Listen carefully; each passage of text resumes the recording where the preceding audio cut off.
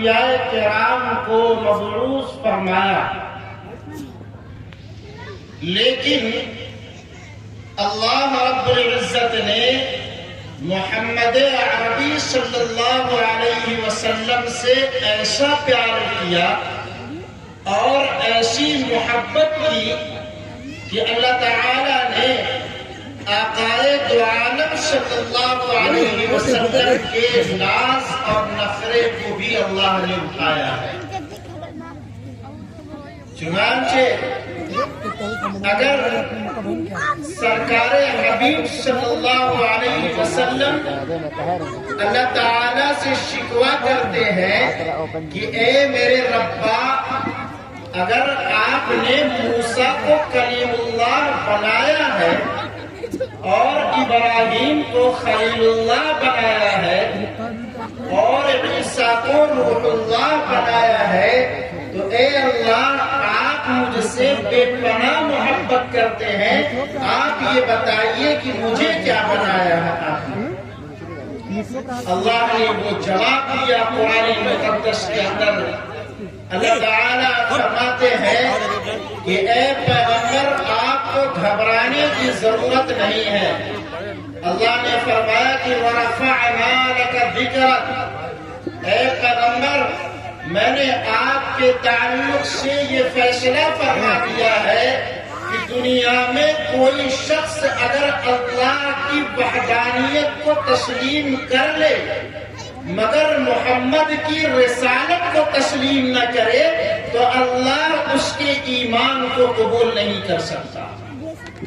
اللہ نے کہا ہے پیغمبر لا الہ الا اللہ کو تسلیم کر لے مگر محمد رسول اللہ کا اقرار نہ کرے وہ مسلمان نہیں ہو سکتا۔ اور اے پیغمبر، آپ کو گھبرانے کی ضرورت نہیں ہے، آپ ذرا عرش کی طرف اپنی نظریں اٹھائیں اور دیکھیں کہ ہم نے عرش پر اپنے نام کے ساتھ آپ کے نام کو جوڑ دیا ہے۔ اللہ نے یہ مقام ہمارے حبیب صلی اللہ علیہ وسلم کو دیا ہے۔ اور کبھی یہی پیغمبر طعنے کا شکار ہوتا ہے۔ پیغمبر کا معاشرہ حضور پاک صلی اللہ علیہ وسلم کو طعنہ دے رہا ہے۔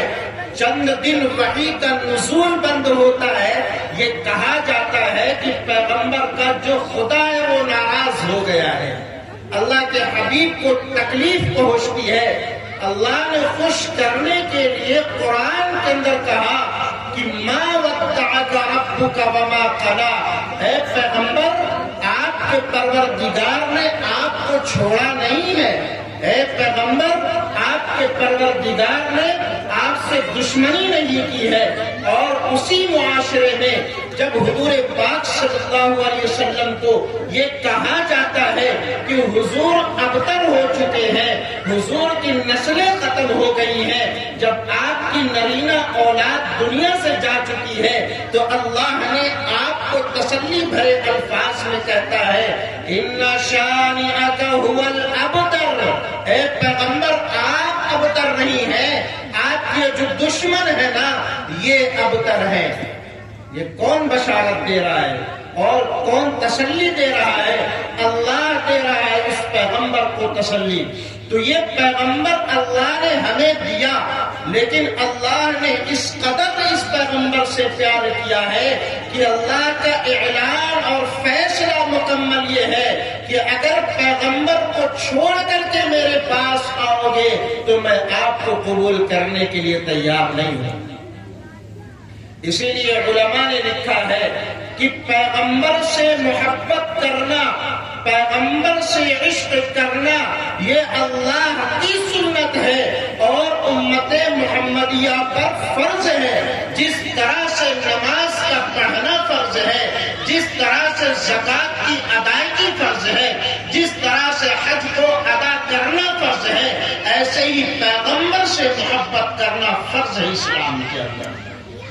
آپ کو میں بتاؤں کہ پیغمبر کی جو محبت اس کی فرضیت کے اندر اور نماز جو عبادتیں ہیں اس کی فرضیت میں فرق ہے۔ فرق یہ ہے کہ نماز اسی وقت فرض ہوگی وقت ہوگا، روزہ اسی وقت فرض ہوگا جب روزے کے ایام آئیں گے، حج اسی وقت فرض ہوگا جب حج کے ایام آئیں گے، زکوٰۃ کی ادائیگی اسی وقت دینی ہوگی جب زکوٰۃ کا موسم آئے گا۔ لیکن یاد رکھیے گا کہ محمد عربی کی محبت کے بارے میں خدا کا یہ فیصلہ ہے کہ محمد کی محبت کی خاطر 24 گھنٹہ محبت فرض ہے، اس میں کوئی تقسیم نہیں ہے کہ کب وقت آئے اور کب محبت کرنا ہے۔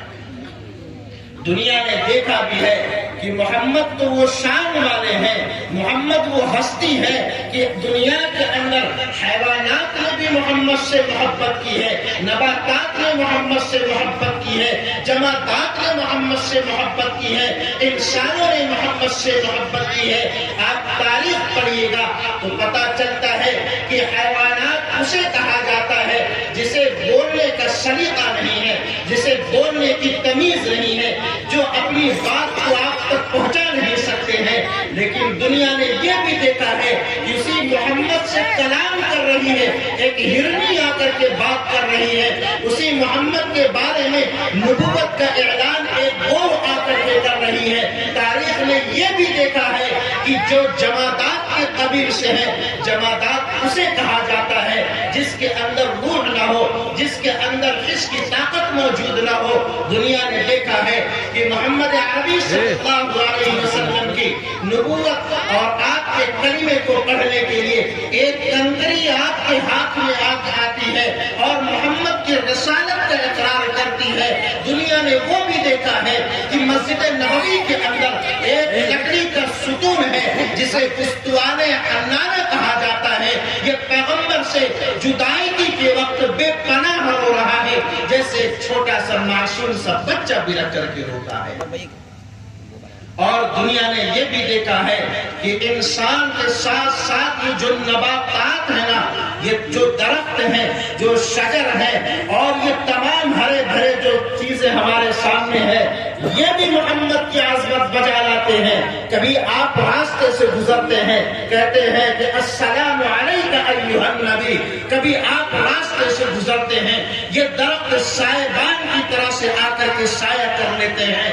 تو دنیا نے دیکھا ہے کہ محمد سے محبت صرف انسان ہی نہیں، حیوانات نے بھی کیا ہے، جمادات نے بھی کیا ہے، اور نباتات نے بھی کیا ہے۔ اور انسانوں کی محبت کو کیا کہنا کہ انسانوں نے وہ محبت پیش کی ہے نبی پاک صلی اللہ علیہ وسلم کے ساتھ کہ آپ ماضی کے جتنے انبیاء آئے ہیں، تمام انبیاء کی داستانوں کو اٹھا کر کے پڑھیے گا تو پتا چلتا ہے کہ موسیٰ اور ہارون کے ماننے والے بھی اس دھرتی کے اندر تھے، ان کے صحابی بھی اس دھرتی کے اندر تھے۔ لیکن جب وقت آیا ہے، جب باطل سے مقابلے کی گھڑی آئی ہے، انہوں نے کہا قاعدون، اے موسیٰ، اے ہارون، جاؤ اپنے پروردگار سے کہہ دو کہ ہم بیٹھے رہیں گے، ہم لڑنے کے لیے نہیں جائیں گے، جاؤ اپنے دشمنوں سے مقابلہ کرو۔ دنیا نے وہ وقت بھی دیکھا ہے، حضرت عیسیٰ نے اعلان کیا ہے، یا ایھا الذین، عیسیٰ نے اعلان کیا ہے، من انصاری الی اللہ، کون کھڑا ہوگا میری مدد کے لیے، اللہ کے واسطے کون کھڑا ہوگا۔ دنیا نے یہ بھی دیکھا ہے، لیکن تاریخ جب کروٹ لیتی ہے، پیغمبر کی بات آتی ہے، پیغمبر کے اصحاب کھڑے ہو کر کے کہتے ہیں کہ لبیک یا رسول اللہ، کہاں جانا ہے؟ اگر بات آتی ہے کہ بدر میں چلنا ہے، لبیک یا رسول اللہ، بات آتی ہے کہ احد کے اندر جانا ہے، لبیک یا رسول اللہ، بات آتی ہے کہ تبوک کے اندر جانا ہے، لبیک یا رسول اللہ۔ دنیا نے وہ اصحاب کو بھی دیکھا ہے کہ جن اصحاب نے اپنے بچوں کو بھی قربان کر دیا محبت رسول کی خاطر، اپنی بیوی کو بیوہ کر دیا محبت رسول کی خاطر۔ دنیا نے وہ بھی دیکھا ہے کہ گھر سے سوئی اور دھاگوں کو بھی قربان کر دیا ہے محبت رسول کی خاطر۔ یہ پیغمبر اتنا حسین پیغمبر کہ دنیا اس پیغمبر کی اگر محبت کی، ان کے اصحاب کی محبت کی داستان لکھے، میں کہتا ہوں کہ قلم خشک ہو جائیں گے، مگر محمد کی محبت کی داستان ادھوری رہ جائے گی۔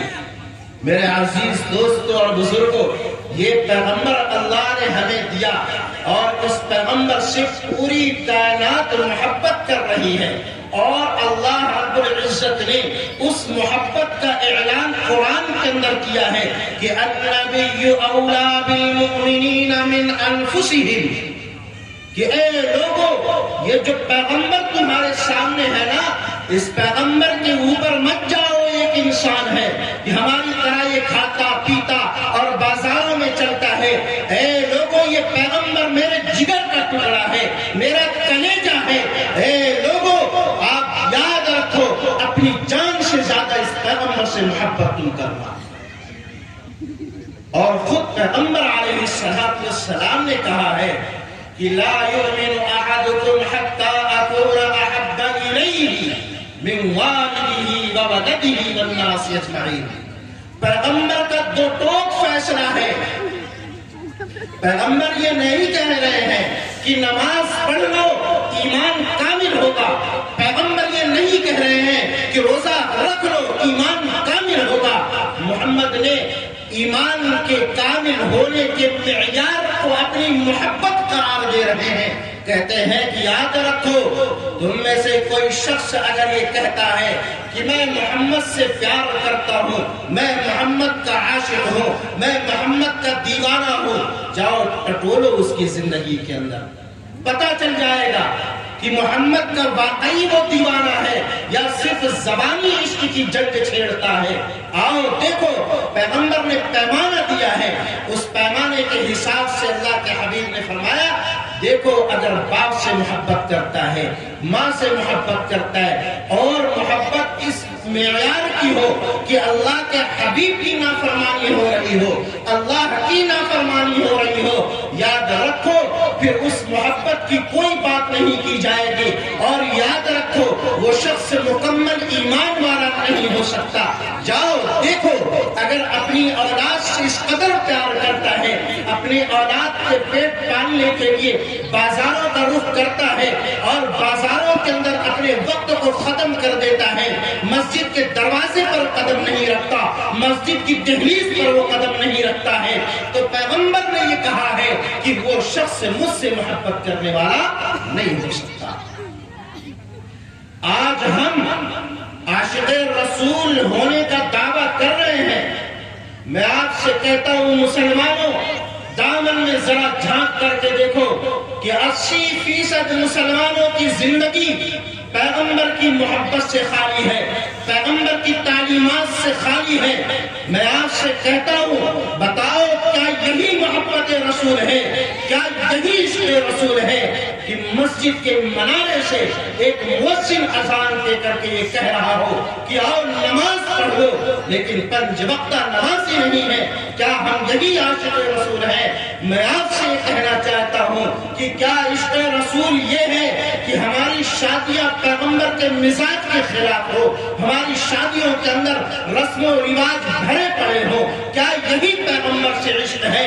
ہمارے یہ ننھے سے بچے جو اس قوم کے مستقبل ہیں، جو اس قوم کے جو ہے معمار ہیں، اس قوم کے جو ہمارے اس قوم کے بہترین مستری اور کاریگر ہیں، آپ بتائیے تو صحیح کیا ان بچوں کی جو تربیت ہو رہی ہے اس تربیت سے اندازہ لگتا ہے کہ ہمارا ذہن اور مزاج یہ کہتا ہے کہ ہم محمد عربی کا غلام نہیں بنائیں گے، ہم محمد قاسم نانوتوی جیسا عالم نہیں پیدا کریں گے، ہم رشید احمد گنگوہی جیسا عالم پیدا نہیں کریں گے، ہم حاجی عابد جیسا ایک بہترین عابد نہیں پیدا کریں گے۔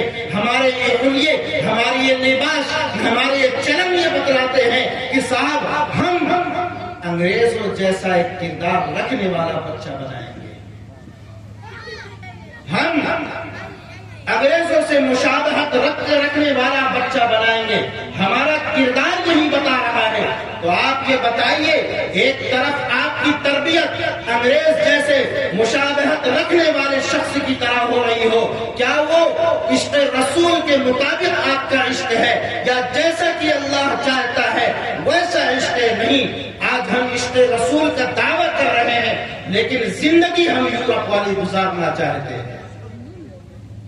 میرے عزیز دوستوں اور بزرگوں، عشق رسول تو اسے کہا جاتا ہے کہ جب پیغمبر کا نام آئے تو انسان کے دل کے اندر ایک انقلاب برپا ہو جائے کہ میرے پیغمبر کا نام آ رہا ہے، میرے محمد کا نام آ رہا ہے، آمنہ کے لال کا نام آ رہا ہے اور مدینہ کے والی کا نام آ رہا ہے۔ سنو تو صحیح بات کیا ہے۔ لیکن آج پیغمبر کی حدیث کو پڑھا جائے، پیغمبر کی روایات کو پڑھا جائے، آج مسلمانوں کے کانوں پر جو تک نہیں رینگتی ہے، آج مسلمان سیریس نہیں لیتا ہے، جیسے لگتا ہے کہ کوئی پرانے زمانے کے قصے اور کہانیاں چلتی آ رہی ہیں، کوئی افسانے بیان کر رہا ہے مولوی بیٹھ کر کے۔ یاد رکھو کہ مولوی باپ دادا کی کہانیوں کو نہیں سنا رہا ہے، مولوی باپ دادا کے افسانوں کو نہیں بتلا رہا ہے، رستم کی کہانی اور رستم کے قصے کو بیان نہیں کر رہا ہے۔ یہ بات جو کر رہا ہے نا، یہ پیغمبر کی بات کر رہا ہے، یہ اللہ کی بات کر رہا ہے۔ اس دنیا کے اندر ان دو ہستیوں سے بڑی کوئی ہستی نہیں ہے۔ میرے عزیز ساتھیوں اور دوستوں، ایک بادشاہ ہے، میں اس واقعے کو ذکر کر کے بات آگے بڑھاتا ہوں کہ جس کا نام نصیر الدین ہے۔ اس کا ایک بہترین وزیر تھا، اس وزیر کا نام محمد تاج الدین تھا۔ یہ محبت کی بات ہوا کرتی ہے صاحب، جس سے دیوانگی ہو جائے نا، تو وہ بادشاہ اپنے اس وزیر خاص کو ہمیشہ جب بلاتا تھا تو محمد کہہ کر کے بلاتا تھا۔ ایک مرتبہ کا واقعہ یہ ہے کہ اس بادشاہ نے اس محمد کو تاج الدین کہہ کر کے بلایا۔ اب یہ جو وزیر تھا یہ ناراض ہو گیا کہ بات کیا ہے کہ میرے بادشاہ سلامت ہمیشہ محمد کہہ کر کے بلاتے تھے، آج تاج الدین کہہ کر کے بلایا۔ وہ 3 دن تک مجلس سے غائب تھا۔ پھر بادشاہ نے جب تلاشی لی تو بادشاہ نے دربار میں بلایا اور پوچھا کہ کیا بات ہے، 3 دن سے غائب کہاں تھے؟ اس نے کہا کہ بادشاہ سلامت، مجھے ملال تھا اور مجھے افسوس تھا کہ کہیں آپ ناراض نہ ہو، اس لیے کہ میں نے زندگی میں ہمیشہ آپ کو سنا کہ محمد کہہ کر کے بلاتے ہیں، لیکن اس دن آپ نے تاج الدین کہہ کر کے بلایا، مجھے دکھ ہوا۔ کہا وزیر صاحب، میں آپ سے ناراض نہیں تھا، نہ کوئی دکھ تھا نہ کوئی ملال تھا، بات یہ تھی کہ میں اس دن وضو سے نہیں تھا اور میری مجال نہیں تھی کہ میں اپنے آقا کا نام بے وضو لوں، اس لیے میں نے محمد کا نام نہیں لیا، تاج الدین کہہ کر کے پکارا ہے۔ یہ عظمت تھی لوگوں کے دلوں میں، یہ محبت تھی لوگوں کے دلوں میں۔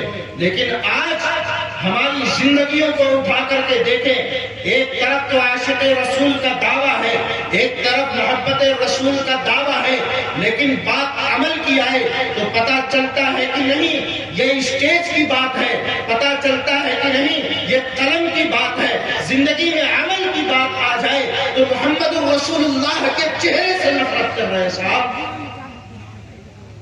بات آ جائے اگر محمد کی محبت کی بات آ جائے تو یہ فیصلہ کرنا پڑے گا کہ آج کا مسلمان زبان سے یہ نہیں کہہ رہا ہے کہ میں محمد سے محبت نہیں کر رہا، لیکن اس کا عمل یہ بتلا رہا ہے کہ محمد سے پیار اور محبت نہیں کر رہا ہے۔ اگر محمد سے محبت ہوتی خدا کی قسم تو محمد کا چہرہ بازاروں کے اندر نظر آتا، محمد کا نور بازاروں کے اندر نظر آتا۔ آج فلمی سیلیبریٹوں کا، آج فلمی ڈائریکٹروں کا، ان ایکٹروں کا چہرہ لگا کر کے چلتے ہیں اور دعویٰ کر رہے ہیں کہ محمد سے محبت کر رہے ہیں۔ یہ آپ کا اور ہمارا دعویٰ کھوکھلا دعویٰ ہے۔ آج اسی پیغمبر کے لباس سے نفرت ہے صاحب۔ پیغمبر نے سادہ لباس دیا، خوبصورت لباس دیا، پسندیدہ لباس دیا، لیکن آج ہم نے انگریزوں کے لباس کو پہن لیا ہے، آج ہم نے انگریزوں کی تہذیب کو اپنا لیا ہے۔ پوری دنیا کی تاریخ اٹھا کر کے دیکھو، محمد جیسا سماج اور محمد جیسی تہذیب کسی نے نہیں دی ہے۔ یہ انگریز جو کھڑے ہو کر کے پیشاب کرنے والے ہیں، جنہیں پیشاب کرنے کا سلیقہ نہیں ہے، وہ آپ کو تہذیب دیں گے، وہ آپ کو تمیز سکھائیں گے؟ نہیں، خدا کی قسم محمد سے ہٹ کر کے کہیں تہذیب تلاشو گے، بربادی ملے گی تہذیب نہیں مل سکتی ہے۔ آج ہماری زندگی کا اکثر حصہ آپ دیکھیں تو صاحب ہم زندگی کے احوال سے وہ بتلا رہے ہیں کہ بات آ جائے محمد کی ہم لبیک کہہ لیں گے، لیکن جب کام کرنے کی بات آ جائے گی تو ہم پیچھے ہٹ جائیں گے۔ یہی حال ہے، یہی حال ہے۔ خدا کی قسم یاد رکھو محمد کے دیوانوں، ایک وقت وہ آئے گا جب محشر کا میدان ہوگا، پیغمبر علیہ السلام حوض کوثر پر کھڑے ہوں گے اپنے ہاتھ میں پیالہ لے کر کے جام پلانے کے لیے۔ اس میں کچھ وہ ہوں گے جو خوش نصیب ہوں گے، کچھ بدبخت بھی ہوں گے۔ خوش نصیب وہ ہوں گے جنہوں نے دنیا کے اندر محمد عربی کا چہرہ اپنایا تھا، جنہوں نے دنیا کے اندر محمد عربی کے چہرے سے پیار کیا تھا، لاڈ کیا تھا۔ اللہ کے حبیب صلی اللہ علیہ وسلم بلائیں گے اور سینے سے چمٹائیں گے اور جام پلا کر کے اسے آگے روانہ کریں گے، اور اسی میں بد نصیب وہ بھی ہوگا کہ جو صفوں میں کھڑا ہوگا اور محمد عربی پیالہ لے کر کے انتظار کر رہے ہیں کہ میرا امتی آ رہا ہے۔ جب دیکھیں گے کہ اس کے چہرے پر داڑھیاں نہیں ہے، اس کا چہرہ میرا چہرہ جیسا نہیں ہے، پیغمبر علیہ السلام اپنے چہرے کو پھیر لیں گے۔ یاد کرو اس وقت کو کہ جس وقت کسی کا سہارا نہیں ہوگا، جس وقت کسی کا کوئی مداوا نہیں ہوگا، اس وقت پیغمبر صلی اللہ علیہ وسلم ہم سب کے سہارا بن کر کے کھڑے ہوں گے۔ اگر آقا نے اس وقت اپنا رخ موڑ لیا ہے، خدا کی قسم یاد کرو کس گھاٹ پر ہم جائیں گے، یہ اللہ جانتا ہے کہ کہاں ہمارا حشر ہوگا۔ میرے عزیز دوستوں اور بزرگوں، باتیں تو بڑی ساری ہیں، لیکن بات میں نے چھیڑی یہاں سے ہے کہ اللہ کے حبیب صلی اللہ علیہ وسلم سے عشق کیا جائے۔ لیکن آج کا جو نوجوان یہ محمد کے عشق کو جانتا ہی نہیں ہے کہ عشق حقیقی کیا ہے، یہ محمد کے پیار کو جانتا ہی نہیں ہے کہ محمد کا پیار کیا ہے۔ آج کا نوجوان، آج کی جو نسلیں ہیں، یہ وہ جانتی ہیں جو عشق فضول ہوا کرتا ہے۔ عشق فضول کا معنی یہ ہے کہ ایسا عشق جس کے اندر کوئی فائدہ نہیں ہے، جس کے اندر تباہی بربادی طے ہے، تباہی اس کا مقدر ہے۔ آج کا نوجوان اسی عشق کی طرف اپنے قدم کو بڑھاتا ہے۔ میں آپ اپنے نوجوانوں سے پوچھنا چاہتا ہوں کہ اے نوجوان، کیا وہ وقت بھول گئے تم کہ جب کسی ہندوستان کی سرزمین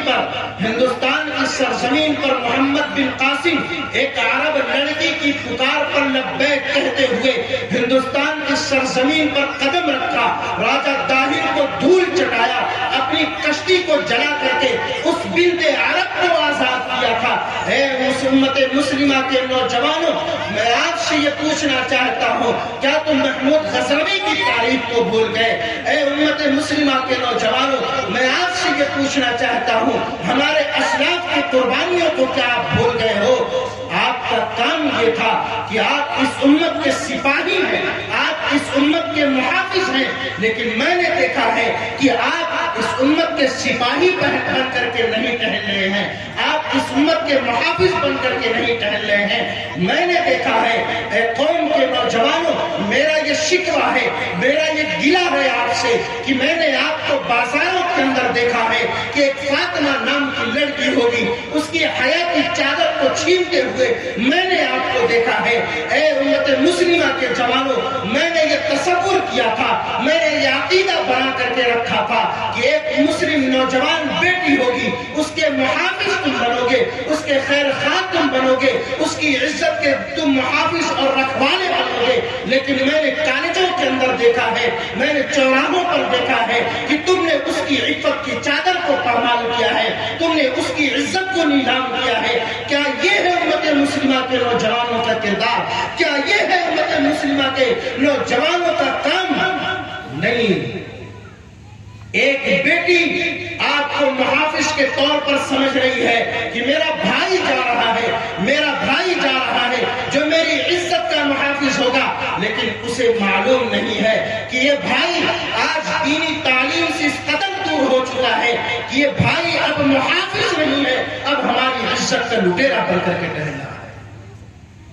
یا جس امت یہ حال ہے صاحب، باتیں تو گناتے چلے، آپ سنتے چلے جائیں گے، لیکن میں عرض کر رہا ہوں کہ جس قوم کے نوجوانوں کے ہاتھ میں قرآن ہونا چاہیے تھا، جس قوم کے نوجوان کے ہاتھوں میں کمپیوٹر ہونا چاہیے تھا، ہندوستان اور پوری دنیا کا مستقبل ہونا چاہیے تھا، میں نے اسی قوم کے نوجوان کے ہاتھوں میں دھاگے بھی دیکھے ہیں، میں نے اس قوم کے نوجوان کے ہاتھوں میں چوڑیاں بھی پہنتے ہوئے دیکھا ہے، میں نے اس قوم کے نوجوان کے ہاتھ میں ایک پاک دامن کا دوپٹہ لیتے ہوئے میں نے دیکھا ہے، ایک پاک دامن کی عزت کو داغدار کرتے ہوئے میں نے دیکھا ہے۔ جاؤ بازاروں سے حالات پوچھو، گلیوں سے حالات پوچھو تو پتہ چلتا ہے کہ گلیاں بھی آواز دے رہی ہیں، ہمارا معاشرہ چیخ کر کے کہہ رہا ہے کہ اب عزت کے محافظ اس قوم کے اندر نہیں ہے، عزت کے لٹیرے بن بیٹھے۔ کیوں؟ اس لیے کہ ہم نے تربیت ویسی کر دی ہے، ہم نے صحابہ کے واقعات کو نہیں سنایا، ہم نے اس زندگی کے اندر تو شاہ رخ خان کے واقعات کو سنایا، سلمان خان کے واقعات کو سنایا کہ فلمی انداز کے اندر تیرے نام کے اندر کس طرح سے عشق و محبت کی داستان سنائی جاتی ہے، شعلے کے اندر کس طریقے سے محبت کی داستان سنائی جاتی ہے، فلم اور پھول اور کانٹے کے اندر کس طرح سے محبت کی داستان سنائی جاتی ہے، مگر ہم نے جرات نہیں کی کہ اس نوجوان کے ہاتھ کو پکڑ کر کے قرآن کے اوراق کو کھولیں اور کہیں کہ بیٹا قوم کے نوجوان آؤ پڑھو۔ قرآن کہتا ہے قُلْ لِلْمُؤْمِنِينَ يَغُضُّوا مِنْ أَبْصَارِهِمْ وَيَحْفَظُوا فُرُوجَهُمْ ذَلِكَ أَزْكَىٰ لَهُمْ۔ قرآن کہتا ہے اے ایمان والو نگاہ کو نیچی کر لو، قرآن کہتا ہے اے ایمان والو تم اپنے شرمگاہ کی حفاظت کر لو، قرآن کہتا ہے اگر دونوں چیز کی حفاظت کر لی یہ تمہارے لیے بہتری ہوگی اور آخرت میں تمہارے لیے بہتر مقام ہوگا۔ مگر ہم سے قرآن کہاں کھولا جائے صاحب؟ ہم نے تو زندگی کے اندر ایک جھنجھنا پا لیا ہے موبائل کی شکل کے اندر۔ خدا کی قسم جاؤ دیکھو گھروں کے اندر الماریوں میں قرآن کو بوسیدہ رکھے ہوئے دیکھیں گے آپ، قرآن کے اوپر جو غلاف لگے ہیں دھول پڑے ہیں، قرآن کے غلاف کو بھی کوئی چھونے والا نہیں ہے۔ ہاں قرآن کھلتا کب ہے؟ جب کسی کی موت کا وقت آتا ہے، جب کوئی مر جاتا ہے سورہ فاتحہ کے لیے قرآن کھولا جاتا ہے۔ اے امت مسلمہ یاد رکھو قرآن کو اللہ نے تلاوت کے لیے نہیں اتارا، قرآن کو اللہ نے فاتحہ کے لیے نہیں اتارا، قرآن کو اللہ نے قرآن خوانی کے لیے نہیں اتارا ہے، قرآن کو اللہ نے اتارا ہے دستور حیات بنا کر کے اتارا ہے کہ تمہیں پیشاب کیسے کرنا ہے، تمہیں پاخانہ کیسے کرنا ہے اور تمہیں نجاست کیسے لینی ہے، تمہیں گندگیوں سے پاک کیسے ہونا ہے، یہ قرآن سکھاتا ہے۔ مگر نسلوں کو ہم نے قرآن نہیں سکھایا ہے۔ قرآن سکھائیں گے کہاں سے صاحب؟ ہمارے گھروں کے اندر جو عورتیں بیٹھی ہیں نا ان عورتوں کے تعلق سے ہمارا نظریہ یہ ہے کہ 4 بچے پیدا ہو کے گھر آباد ہو گیا۔ ارے بھائی جانوروں کی بھی اولادیں ہیں، جانوروں کے بھی بچے پیدا ہوتے ہیں، بچوں کا پیدا ہونا یہ کمال نہیں ہے، بچوں کو بہترین تربیت دینا یہ کمال ہے۔ آج ہماری عورتیں آپ دیکھیے گا کہ بچے کیسے بہتر پیدا ہوں، اور عورتوں کو دیکھیے گا کہ عورتوں کا مقام کیا ہونا چاہیے، عورتوں کی ذمہ داری کیا ہونی چاہیے صاحب کہ عورت اگر بچے کو دودھ پلا رہی ہے تو اس عورت کی تربیت کا اثر یہ ہونا چاہیے کہ وہ عورت قرآن کی آیت پڑھ رہی ہو، وہ عورت قرآن کی آیتوں کو دہرا رہی ہو، وہ عورت درود شریف کا نذرانہ پیش کر رہی ہو۔ لیکن ہم نے تو دیکھا ہے کہ بچہ ایک طرف چھاتی سے لگ کر کے دودھ پی رہا ہے اور ماں ادھر ٹیلی ویژن پر نظر ڈال کر کے بیٹھی ہے کہ ارے فلاں ہیروئن ہار گئی، فلاں ہیرو کا ایکسیڈنٹ ہو گیا، اور بیٹھ کر کے موبائل میں ہم سیریل دیکھتے ہیں، فحش فلمیں دیکھتے ہیں، اور اسی موبائل کے اندر نہ معلوم کیا کیا چیزیں دیکھتے ہیں۔ یاد رکھو میں آپ سے یہ خطاب کر رہا ہوں کہ یہ بچے جو ہوتے ہیں نا یہ سادہ لوح ہوتے ہیں جو آپ آپ ان بچوں کے ذہن و دماغ میں بٹھائیں گے، جو آپ کے ذہن و دماغ کے اندر ہوگا وہی ان بچوں کی زندگی پر بھی اثر پڑے گا۔ کیا بات تھی کہ ماں شیخ عبد القادر جیلانی کی ماں جیلان کے اندر بیٹھی ہے، ایک معصوم بچہ ہے جسے بولنے کا سلیقہ نہیں، جسے خطابت کا انداز نہیں، جسے قرآن پڑھنے کا علم نہیں ہے، وہی عبد القادر جیلانی ماں کی ایک تربیت کی بنیاد پر جیلان میں بیٹھ کر کے عبد القادر جیلانی جو ہے ہزاروں ڈاکوؤں کا رہبر اور رہنما بنتا ہے۔ کیا بات ہے! بختیار رکاتی رحمت اللہ علیہ کہ ماں کی گود میں دودھ پی رہے ہیں، لیکن ماں کی گود میں دودھ پیتے پیتے 15 پارہ کا حافظ بنتا ہے بختیار رکاتی۔ آج وہ مائیں کہاں چلی گئی؟ کہاں چلی گئی وہ مائیں کہ جس ماں کی گود سے اسلام کے جیانے پیدا ہوئے ہیں، جس ماں کی کوکھ سے اسلام کے محافظ پیدا ہوئے ہیں، آج اسی ماں کی گود سے نچنے اور گویا پیدا ہو رہے ہیں۔ یہ امت کا المیہ ہے کہ آج ہماری امت کہاں جا رہی ہے۔ تو بہرحال میں یہ کہنا چاہ رہا تھا کہ ہماری تربیت کا اثر یہ ہے کہ ہمارا جو نوجوان ہے نا، یہ ہماری امیدوں پر کھڑا نہیں اتر رہا ہے۔ ہمارا نوجوان تو بزدل ہو گیا ہے، ہمارا نوجوان تو چوڑیاں پہن لیا ہے، ہمارا نوجوان کیا جانے کہ قوم کی حفاظت کیا ہوتی ہے، قوم کا مستقبل کیا ہوتا ہے۔ ہمارا نوجوان، آج میں ایک بات کہہ رہا ہوں آپ سے کہ ہمارے نوجوان کی زندگی کے اندر جو سب سے بڑا مستقبل ہے نا، وہ یہ ہے کہ اس دنیا کے اندر کسی ایک غیر محرم سے محبت ہو جائے، وہ اس کو سب سے بڑی کامیابی سمجھتا ہے۔ آج یہی حال ہے، ماں سے موبائل مانگتا ہے، ماں سے پھول اور پیسے کو لیتا ہے، اور پوری زندگی کی بھاگ دوڑ ہوتی ہے۔ کسی غیر محرم سے محبت ہو جائے تو اسی محبت فضول کو میں بیان کر رہا تھا کہ آج کی جو محبت ہے نا، یہ کوئی محبت نہیں، یہ دھوکہ ہے صاحب، یہ دھوکہ ہے ایمان کا۔ یہ محبت محبت نہیں ہے، یہ شہوت ہے۔ یہ محبت محبت نہیں ہے، یہ زنا کے راستے پر لے جانے والی محبت ہے۔ آج ہماری قوم کا نوجوان زنا کے اندر مبتلا ہے، اور زنا کے اندر مبتلا کیسے ہے کہ جب شروع سے یہ مائنڈ سیٹ ہو گیا، یہ ذہن دماغ کے اندر یہ بات بیٹھ گئی کہ صاحب دنیا کے اندر سب سے بڑی کامیابی یہ ہے کہ کسی غیر محرم سے محبت ہو جائے، عشق ہو جائے، سب سے بڑا کامیاب انسان کو سمجھا جاتا ہے۔ یہ دماغ کے اندر اس کے بیٹھ گیا ہے، لیکن یہ جو فطور اس کے دماغ کے اندر آیا ہے، یاد رکھو اس فطور کا انجام یہ ہے کہ وہ نوجوان زنا کے قریب جائے گا۔ اور یاد رکھو قرآن کہتا ہے وَلَا تَقْرَبُوا الزِّنَا إِنَّهُ كَانَ فَاحِشًا، زنا کے قریب مت جاؤ۔ زنا کھلی بے حیائی ہے، چونکہ قرآن نے بیان کیا ہے کہ زنا کے ذریعے سے معاشرہ تباہ ہوتا ہے، زنا کے ذریعے سے سماج خراب ہوتا ہے، زنا کے ذریعے سے گھریں برباد ہوتے ہیں، نسلیں تباہ ہوتی ہیں۔ لیکن ہمارا نوجوان یہ نہیں دیکھ رہا ہے کہ محمد کی سنت کا جنازہ گھروں سے نکل رہا ہے، فکر نہیں ہے۔ محمد کی سنت کا جنازہ بازاروں سے نکل رہا ہے، فکر نہیں ہے۔ محمد کی سنت کا جنازہ زندگی سے نکل رہا ہے، فکر نہیں ہے۔ فکر اس بات کی ہے کہ کس طرح سے اپنی شہوت کو پورا کر لو۔ یاد رکھو نوجوانوں، حدیث پاک کے الفاظ ہیں کہ لا یزنی الزانی حین یزنی وہو مومن، حدیث کے الفاظ ہے، میرے باپ کے الفاظ نہیں ہے، نہ میرے باپ دادا کی کہانی اور قصے ہیں۔ حدیث کے الفاظ ہیں کوئی شخص اگر زنا کرتا ہے تو زنا کرتے وقت اللہ تعالیٰ اس کے نور ایمان کو چھین لیتا ہے۔ سوچو ذرا کہ اگر زنا کرتے وقت وہ اس دنیا سے رخصت ہو گیا، مر گیا، آپ بتائیے کہ بے ایمان ہو کر کے دنیا سے جائے گا۔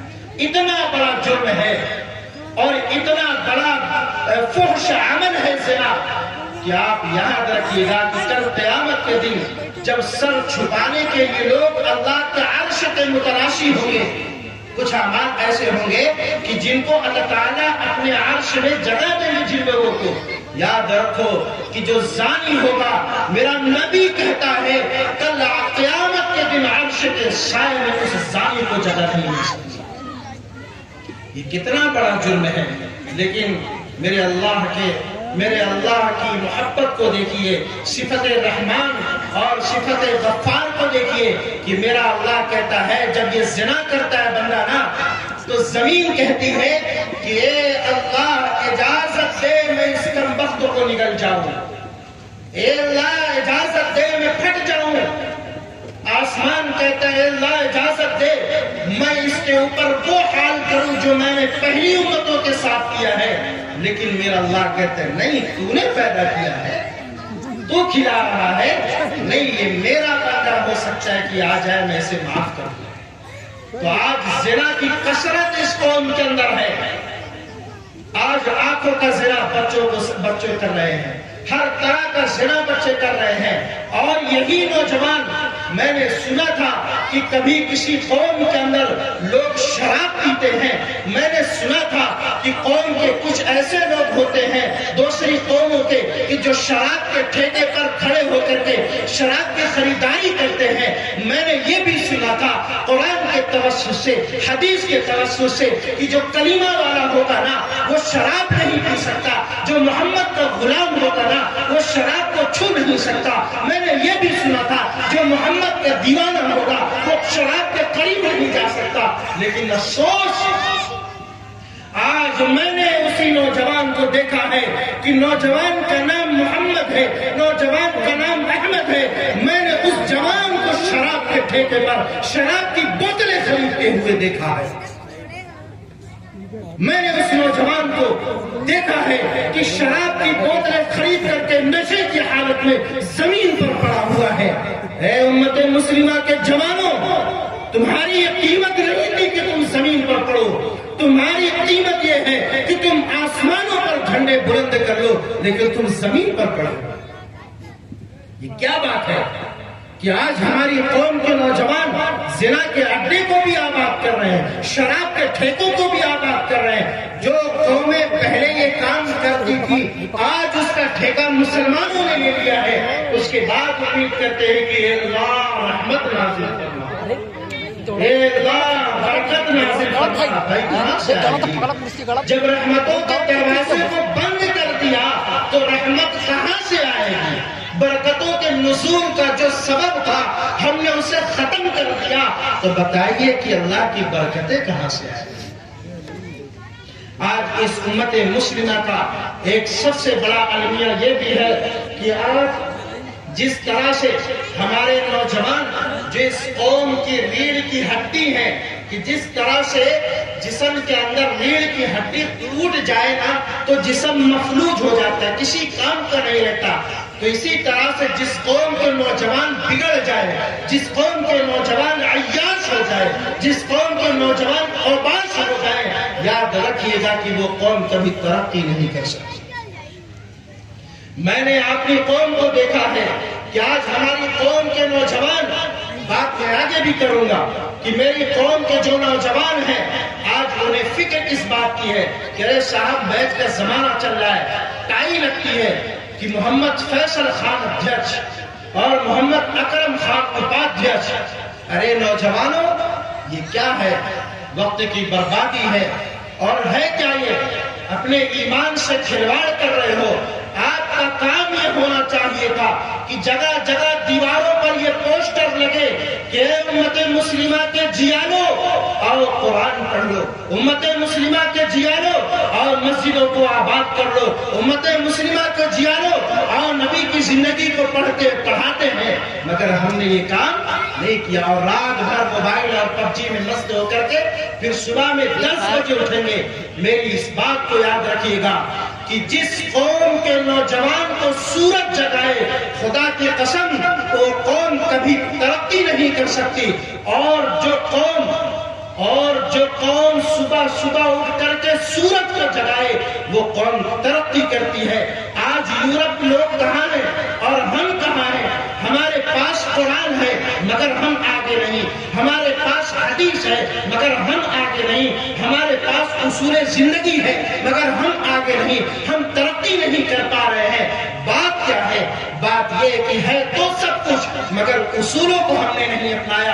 اور وہ یورپ کے لوگ جو یہودیت سے تعلق رکھتے ہیں، جو نصرانیت سے تعلق رکھتے ہیں، جنہیں ہم فرقہ باطلہ کہتے ہیں، فرقہ ضالہ کہتے ہیں، جنہیں ہم حق پر ماننے کو تیار نہیں ہے. کیا بات ہے کہ آج وہ زمین سے لے کر کے آسمان پر اپنی تمام ترقیات کو بچھا دیے. آج وہ دنیا کے اندر سب سے ترقی یافتہ قوم ہے. کیوں؟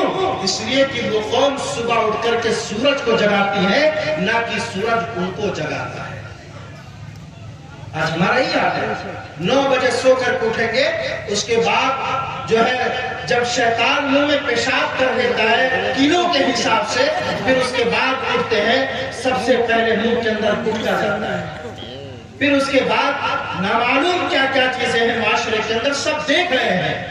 آپ بتائیے کہ اس قوم کے نوجوان سے امیدیں کی جائیں گی کہ ہمارا بھلا کریں گے؟ نہیں. آج ہماری نسلیں کہاں چلی گئی؟ اس کے لیے ذمہ دار ماں باپ ہیں کہ ماں باپ اولادوں کی صحیح تربیت کرے، نسلوں کی صحیح تربیت کرے. یہ ہر ماں باپ کی ذمہ داری ہوا کرتی ہے. تو جس طرح سے نوجوان آج بہک گیا، مشن سے ہٹ گیا، آج ہماری بچیاں بھی، میں اس بات کو بہت سیریس انداز میں کہہ رہا ہوں کہ آج ہماری وہ بچیاں کہ جن بچیوں کی زندگی کے اندر حضرت فاطمہ کی عفت اور پاک دامنی کی چادر ہونی چاہیے تھی، وہ بچیاں کہ جن بچیوں کی زندگی میں صحابیات کی عفت کی کارکردگی ہونی چاہیے تھی، آج ان بچیوں کو میں نے بازاروں کے اندر بے پردہ دیکھا ہے. آج میں نے ان بچیوں کو بازاروں کے اندر ننگا دیکھا ہے.